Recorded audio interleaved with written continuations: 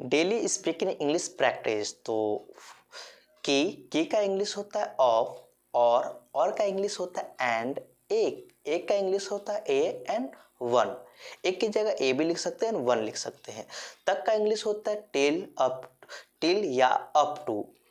मैं का इंग्लिश होता है इन, है का इंग्लिश होता है इज, आप का इंग्लिश होता है यू, यह का इंग्लिश होता है दिस एंड इट।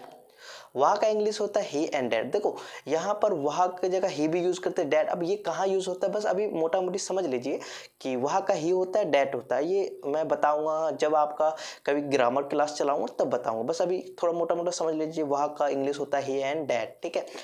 था का इंग्लिश होता है वॉज, लिए का इंग्लिश होता है फोर, पर का इंग्लिश होता है ऑन, केवल का इंग्लिश होता है ओनली, एंड साथ का इंग्लिश होता है विथ, उसके इंग्लिश होता है हिज, वे का इंग्लिश होता है दे, मैं का इंग्लिश होता है आई, बात का इंग्लिश होता है आफ्टर, होना का इंग्लिश होता है बी, खाना का इंग्लिश होता है टू ईट या फूड, माँ का इंग्लिश होता है मदर, से का इंग्लिश होता है फ्रॉम, या का इंग्लिश होता है और, नाम का इंग्लिश होता है नेम, घर का इंग्लिश होता है होम, द्वारा का इंग्लिश होता है थ्रो, सब का इंग्लिश होता है वर्ड, लेकिन का इंग्लिश होता है बट, नहीं का इंग्लिश होता है नो, क्या का इंग्लिश क्या होता है व्हाट, सबका इंग्लिश क्या होता है ऑल, थे का इंग्लिश होता है वेयर, हम का इंग्लिश होता है वी, जब का इंग्लिश होता है व्हेन, आपके इंग्लिश होता है यूअर्स, भाषा का इंग्लिश होता है लैंग्वेज, कहाँ का इंग्लिश होता है सैड, वहाँ का इंग्लिश होता है देयर, उपयोग का इंग्लिश होता है यूज। तो देखिए ये डेली यूज इंग्लिश प्रैक्टिस है, इसको आपको प्रैक्टिस करना है, और जब आप इंग्लिश सेंटेंस रीड कर रहे होंगे तो ये वर्ड आपको देखने को मिलेगा। Thank you to watching.